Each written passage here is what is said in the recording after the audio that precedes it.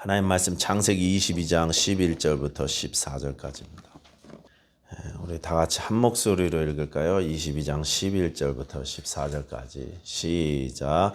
여호와의 사자가 하늘에서부터 그를 불러 이르시되 아브라함아 아브라함아 하시는지라. 아브라함이 이르되 내가 여기 있나이다 하매 사자가 이르시되 그 아이에게 내 손을 대지 말라. 그에게 아무 일도 하지 말라. 내가 내 아들 내 독자까지도 내게 아끼지 아니하였으니 내가 이제야 내가 하나님을 경외하는 줄을 아노라. 아브라함이 눈을 들어 살펴본즉 한 숫 양이 뒤에 있는데 뿔이 수풀에 걸려 있는지라. 아브라함이 가서 그 숫 양을 가져다가 아들을 대신하여 번제로 드렸더라. 아브라함이 그 땅 이름을 여호와 이레라 하였으므로 오늘날까지 사람들이 이르기를 여호와의 산에서 준비되리라 하더라. 아멘. 기도하겠습니다. 하나님, 우리가 날마다 새 노래로 주님을 찬양하기 원합니다. 우리의 마음이 새로워져서 새로운 심령으로 주님을 찬양하기 원합니다. 하나님, 날마다 주의 은혜를 새롭게 알게 하여 주시고 새롭게 찬양케 하여 주시옵소서. 우리가 온 힘을 다해서 주님을 예배하는 귀한 성도들 되게 하여 주시옵소서. 이 시간 주께서 말씀을 주시사 우리 심령이 주의 은혜로 새롭게 되게 하여 주시옵소서. 예수님 이름으로 기도하였습니다. 아멘.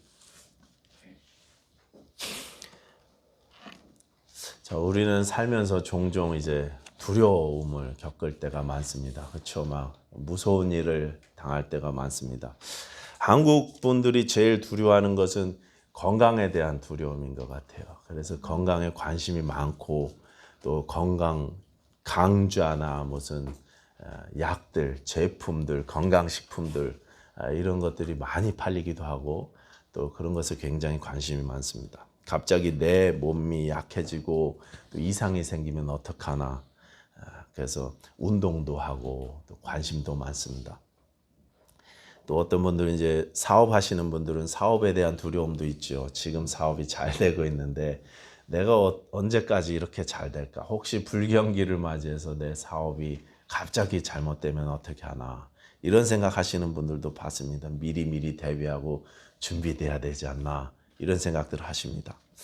내 가정의 미래에 대한 두려움도 또 있을 수 있죠. 저는 최근에 제 아이들의 미래 영적 생활에 대해서 많은 염려와 걱정이 있었습니다. 고민하고 기도도 계속 지금도 하고 있고 했었습니다. 이러다가 우리 자녀들이 이렇게 영 잘못되면 어떻게 하나. 신앙과 이렇게 벽을 쌓게 되고 하나님과 예수 그리스도와 관계없는 삶을 살게 되면 어떡하나. 이런 염려들이 제 안에 있었습니다. 제가 아는 어떤 분은요, 건강을 너무 염려한 나머지 다이어트 컨트롤 너무 심하게 하시는 거예요. 아예 소금을 안 먹습니다. 그러다 보니까 너무 몸이 약하신데 다른 분들이 소금을 그래도 먹어야지, 김치를 좀 먹어야지. 그런데 소금 들어간 거는 아예 안 드세요.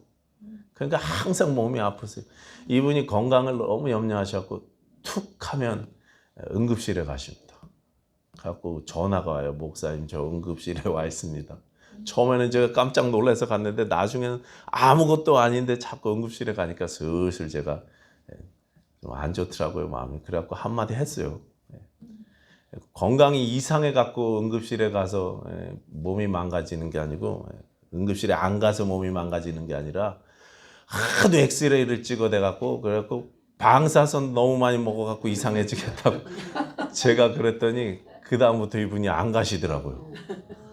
안 가시고 그 다음부터는 내가 이렇게 방사선을 많이 먹었으니 어떡하냐고 또 그거 걱정하시더라고요. 너무 몸이 약하신데 너무 이 컨트롤을 심하게 하세요. 제 생각에는 원 없이 그냥 먹고 싶은 거 많이 먹고 라면도 국물까지 다 먹고 그냥 재밌게 사시면 될 것 같은데. 우리가 이런 염려들 너무 많이 합니다. 이게 어느 정도는 우리 삶에 있을 수 있고 애교 수준인데, 근데 이 극단적인 두려움을 가지고 있는 분들은 정상적인 생활을 못하는 분들도 있습니다. 보통 이 공황장애라 그러죠. 갑자기 극도의 두려움과 불안을 느끼는 것입니다. 내가 막 불안하고 초조하고 염려되고 막 죽을 것 같고 망할 것 같습니다. 그래서 막 내 몸에 이상 증세도 막 나타나죠. 몸이 막 이상해져요. 몸이 막 고장이 나는 신호가 여기저기서 나타납니다. 보통 이런 불안장애를 겪는 분들은 약물 치료도 하고 상담도 또 전문가들에게 받고 그래서 좋아지곤 하는데, 근데 여러분 사실 이유 없는 두려움은 영적인 문제입니다. 이유 없는 두려움은 영적인 문제예요. 영적으로 문제가 있어서 두려워하는 경우가 많다는 것입니다. 그런 경우가 많습니다.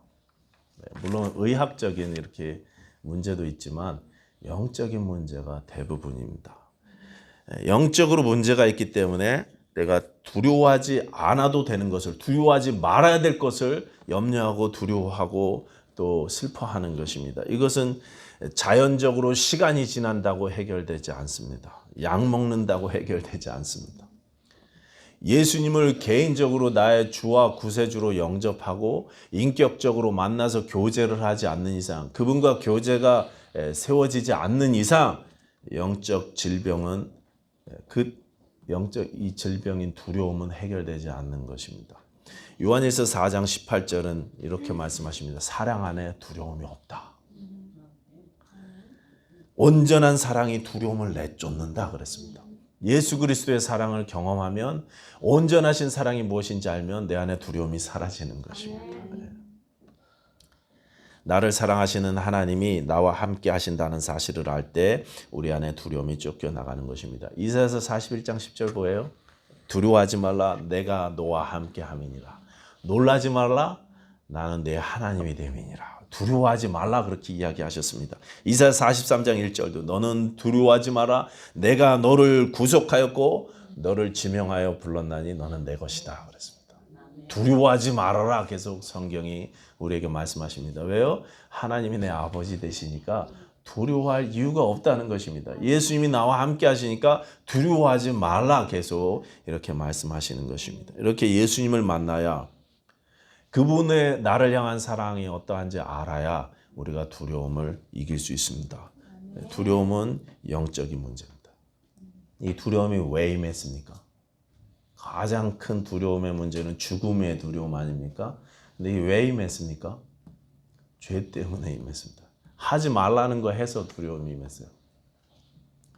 제가 어제 박 목사님 모시고, 제가 모신 게 아니라 박 목사님이 저를 모셔주셨죠. 목사님이 계속 운전하셨어요.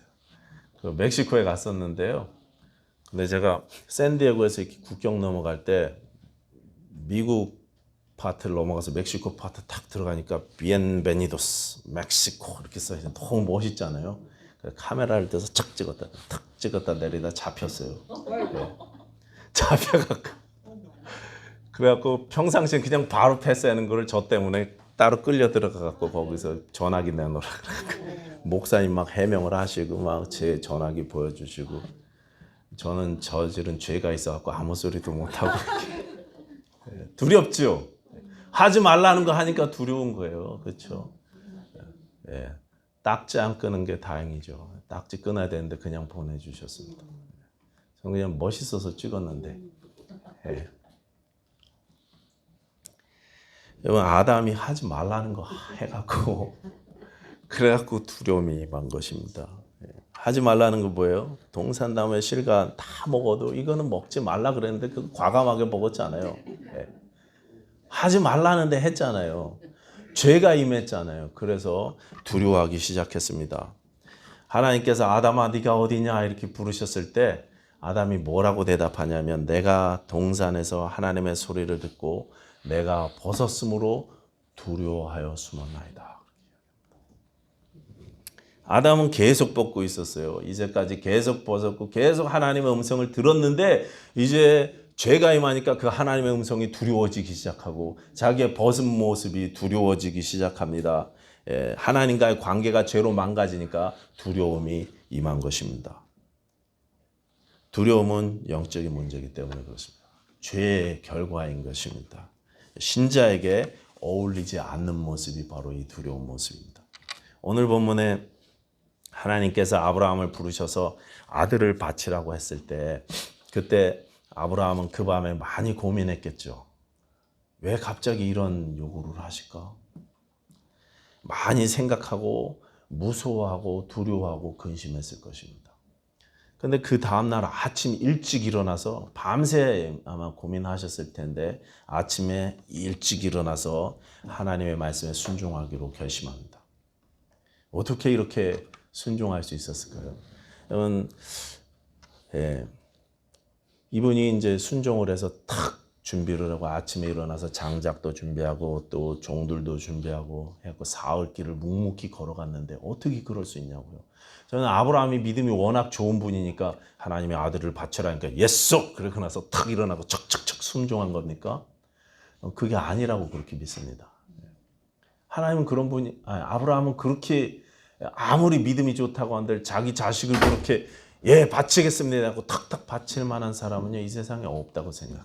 분명히 고민하고 갈등했었을 것입니다. 그런데 어떻게 그 두려움을 이기고 그 아침에 순종할 수 있었냐 이거죠. 저는 그 해답이요. 그가 하나님을 바로 알았기 때문이다 이렇게 이야기하고 싶어요. 하나님이 어떤 분인지 아브라함이 그동안 바로 알아왔어요. 하나님이 좋으신 분이라는 사실을 알았습니다. 약속을 지키시는 분이시고 내 편이라는 사실을 알았습니다. 나를 선택하셨고 이곳까지 부르셨고 이곳까지 인도해 주셨고 내가 실수로 애굽에 내려갔을 때도 나를 보호하셔서 다시 이끌어 주셨고 씻지 못할 잘못을 저질러서 아내에게 상처를 줬을 때도 하나님이 다 막아주시잖아요. 내 편이 되어주신 하나님, 기근 때에도 전쟁 때에도 보호해 주시고 소돔과 고모라가 멸망당할 때에도 중보기도를 들어주시고 내 기도에 응답해 주시는 분, 약속대로 아들을 주셨던 그 하나님, 좋으신 하나님, 그분을요 아브라함이 알았어요. 아브라함이 알았어요. 체험해서 아는 거죠. 그제까지 25년 이상을 체험해서 30년인데 35년 이상을 체험해서 알았어요. 하나님을 올바르게 알고 있어야 우리가 두려움을 이길 수 있습니다. 하나님이 어떤 분이신지 우리가 알아야, 그분의 좋으심을 알아야, 선하심을 알아야 우리 삶 가운데 시시때때로 임하는 이런 영적 두려움들을 우리가 극복할 수 있는 것입니다. 그런데 우리가 어떻게 하나님을 압니까? 하나님의 모습을 여러분 어떻게 아실래요? 누구한테 가서 물어보면 하나님이 이런 분이라고 알려주십니까? 예수님을 통해서 우리가 하나님을 아는 거예요. 요한복음 14장 9절을 보면 빌립 제자가 하나님을 아버지를 우리에게 보여주시면 우리가 더 잘 믿을 수 있을 텐데요. 그렇게 예수님께 부탁을 했더니 예수님이 뭐라고 대답하셨냐면 빌립아 네가 이렇게 나하고 오랫동안 같이 있었는데 아직도 모르겠니? 나를 본 자는 아버지를 본 자다. 그렇게 얘기하셨어요. 내가 아버지 안에 거하고 아버지가 내 안에 거한다는 것을 네가 믿지 아니하느냐? 이렇게 물으셨습니다. 예수님을 본 자가 하나님을 본 자입니다. 예수님을 아는 사람이 하나님을 아는 것입니다. 우리가 하나님을 알기 원한다면 예수님을 아셔야 돼요. 하나님을 보기 원하신다면 여러분 예수님을 바라보셔야 되는 것입니다. 그 예수님이 어떤 분이셨습니까? 예수님이 어떤 분이셨어요? 여러분 성경을 읽으시다가 예수님이 죄인들을 저주하시고 죄인들에게 분노하시는 모습을 보신 적 있습니까? 있습니까?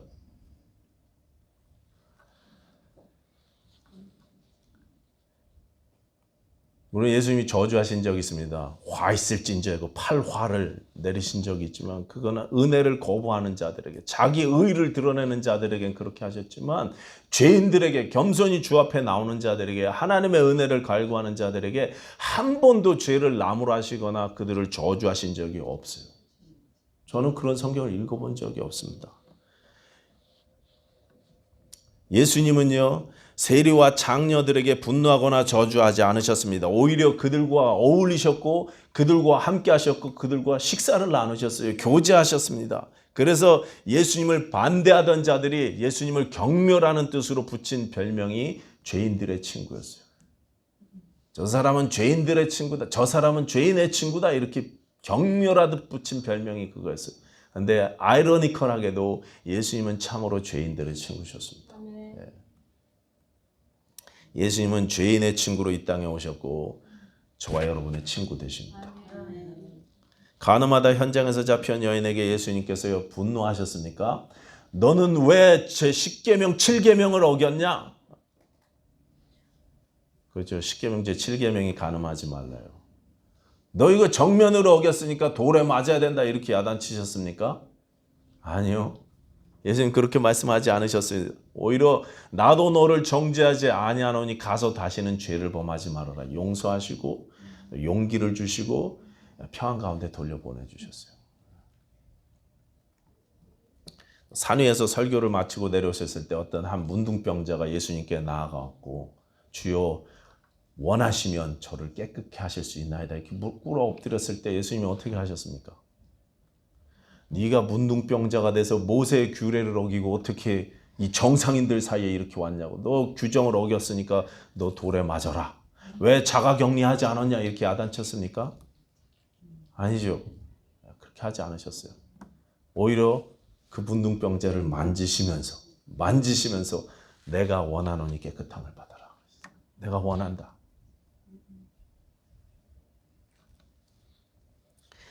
하나님은 예수님은 우리가 깨끗해지기는 걸 원하십니다. 예수님은 우리가 은혜 받는 것을 원하십니다. 여러분 예수님 우리가 잘 되고 복 받는 것을 원하십니다. 네. 이분이 우리 예수님이시고 이분이 우리의 하나님이십니다. 하나님은 우리를요 저주하지 않으십니다. 우리에게 벌을 내리거나 분노하시는 분이 아니세요. 그리스도 예수 안에 있는 자에게는 결코 정죄함이 없다. 그렇게 성경이 선언하고 있습니다. 성경은 계속 하나님이 나를 사랑하셨고 내 편 되셨고 나와 함께 하신다고 계속 말씀하고 있습니다. 이 사실을 올바로 우리가 믿을 수 있어야 우리의 영적인 두려움을 이길 수 있습니다. 하나님을 바로 알아야 두려움을 이기는 것입니다. 두 번째는요.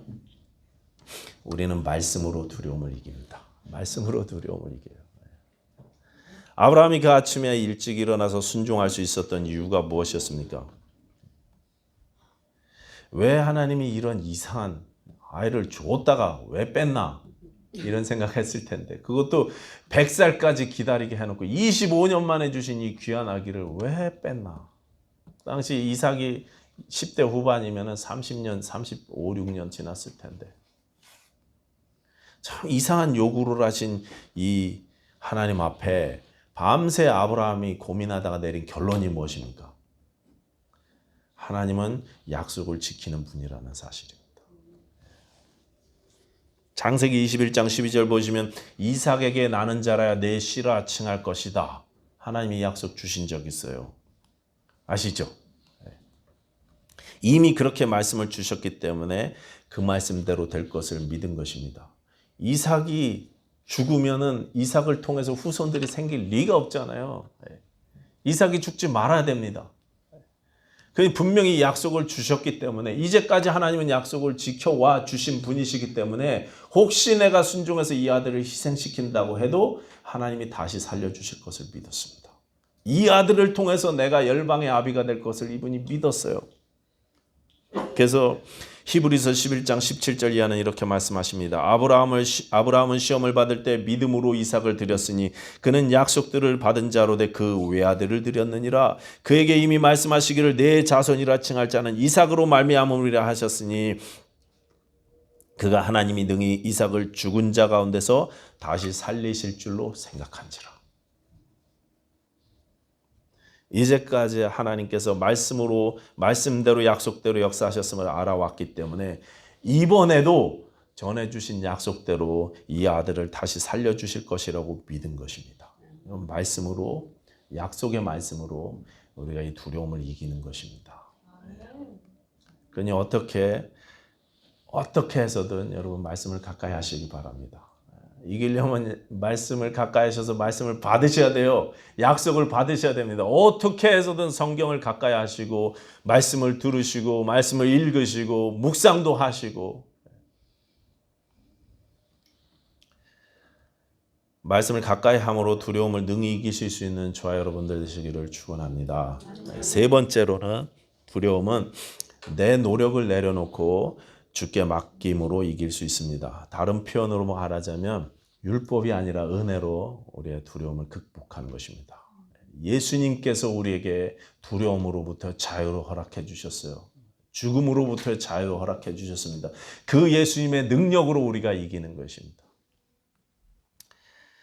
부자 청년관원 이야기 아십니까? 그가 예수님께 나와서 물었습니다. 선생님, 내가 어떤 선한 일을 해야 영생을 얻을 수 있겠습니까? 그러자 예수님께서 십계명으로 대답해 주셨죠. 쭉 십계명, 5계명, 6계명 이하 말씀으로 이거 하지 말아라, 이거 하지 말아라 했는데 이거 지켜라 그러면 네가 살리라. 그랬더니 부자 청년관원이 내가 어려서부터 이건 다 지켰습니다.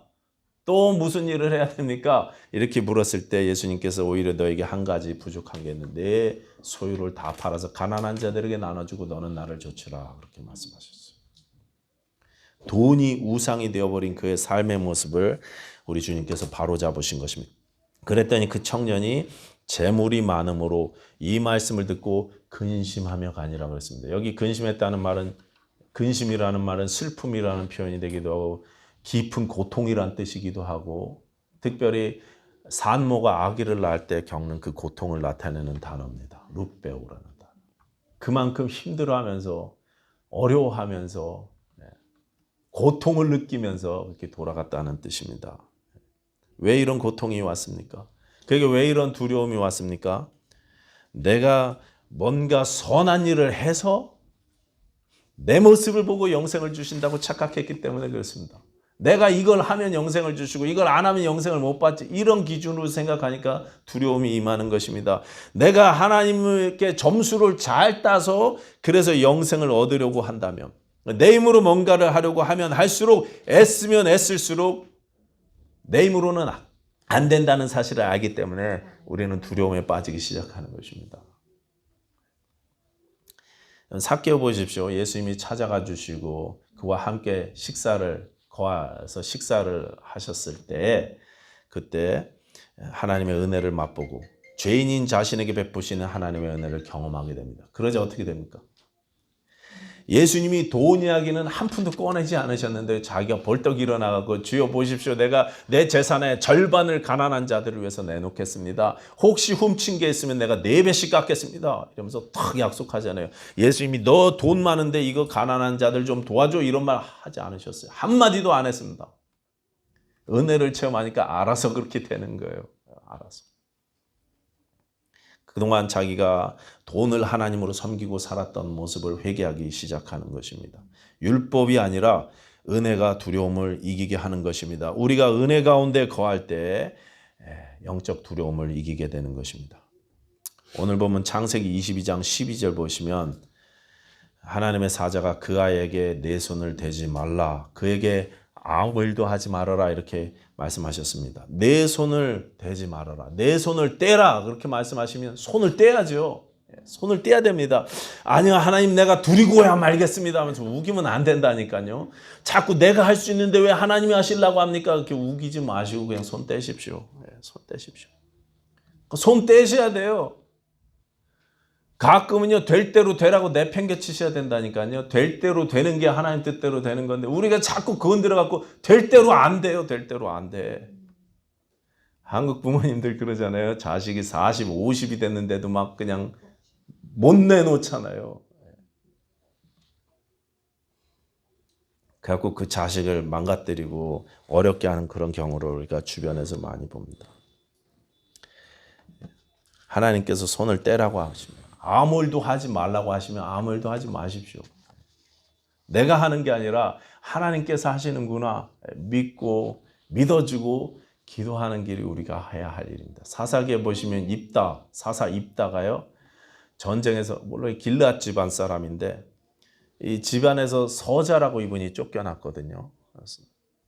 서자라고 쫓겨나갖고 그래갖고 저 도읍 땅에 가서 잡류들하고 어울렸다고 그렇게 나옵니다. 그러니까 하나님을 모르는 이방 사람들하고 불량배들하고 어울리면서 그렇게 살았어요. 그러니까 그분이 하나님을 알기는 아는데 이상하게 알았던 것 같아요.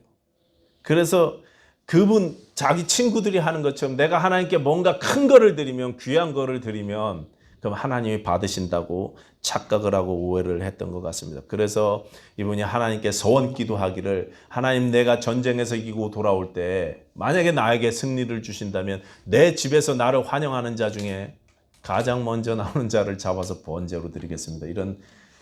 이런 말도 안 되는 서원 기도를 했어요.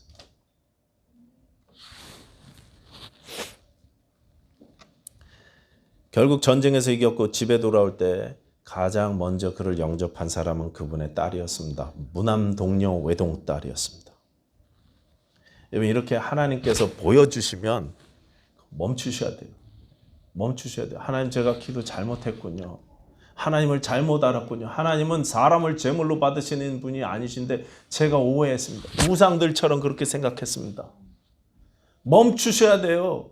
회개하시고. 근데 입다가 고집 부리고 앉아있어요. 지 잘못인데요. 자기 딸을 탓하고 앉아있어요. 왜 네가 먼저 나왔냐고. 왜 나를 힘들게 하냐고. 그게 딸 잘못입니까? 자기 신앙이 이상한 거지. 물론 입다가 믿음으로 승리한 것은 칭찬받을 일이기 때문에 히브리서의 그 믿음을 칭찬하고 있지만 딸을 바친 것에 대해서는 더 이상 언급하지 않습니다. 서원 기도는 반드시 지켜야 된다. 이래가면서 말이죠. 말도 안 되는 거를 하나님께 드리면서 우상처럼 하나님을 섬기는 그런 일들은 있어서는 안 되는데 하나님이 멈춰 세우시는데도 불구하고 고집을 부려서 결국 딸이 희생당했어요.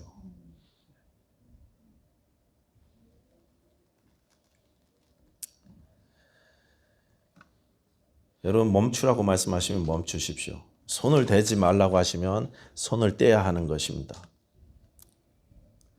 내 손을 떼고 주님께 맡깁니다. 내 손이 아니라 주의 손이 일하실 수 있도록. 그래야 우리가 우리 삶 가운데 시시때때로 우리를 공격하는 두려움을 이기게 됩니다. 여러분, 두려움이 아니라 율법이 아니라 은혜로 이 공포를, 두려움을 우리가 이겨내는 것입니다. 하나님이 나를 사랑하신 그 은혜로 이기는 것입니다. 이제 말씀 정리하겠습니다. 하나님을 바로 알아가시기 바랍니다. 하나님은요, 나에게 화나신 분이 아니세요. 이렇게 탁 나를 째려보고 계시다가 확 벌을 내리시는 그런 분이 아니세요. 어떻게 하면 얘를 도와줄까? 어떻게 하면 얘에게 복을 줄까? 이렇게 기다리시는 분이 우리 아버지십니다. 그렇죠? 여러분도 여러분 자녀들 보면서 24시간 내내 저거 내가 가만 놔두나 보자 이렇게 째려보면서 이렇게 자녀들을 보시는 분 계세요? 저는 그렇지 않거든요. 저처럼 애들 싫어하고 막 귀찮아하고 이런 사람도요, 어떻게 해서든 제 자식에게 좋은 것 주고 싶어 한단 말이에요. 하나님은 우리에게 복 주시려고 스탠바이 하고 계시는 분이십니다. 나에게 화나지 않으셨어요. 하나님을 바로 하시기 바랍니다. 또 약속의 말씀을 여러분 가까이 하시기 바랍니다. 말씀을 붙잡고 두려움을 이기게 되시기 바랍니다. 매일매일 여러분 큐티 하십시오.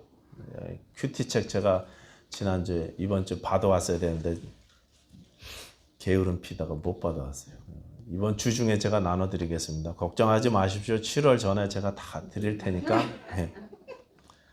매일 큐티 하십시오. 그냥 억지로 책 사다가 그냥 화장실에다 집어 던져놓고 들춰보지도 않고 그러지 마시고 매일매일 주의 말씀과 가까이 하시기 바랍니다. 내 손을 떼고 주님께 맡겨서 항상 주의 은혜 가운데 거함으로 승리하시는 저와 여러분들 되시기 바랍니다. 삶의 두려움을 이기고 주께서 주시는 자유함으로 감사와 평강을 누리시는 저와 여러분 되셨으면 좋겠습니다. 기도하겠습니다.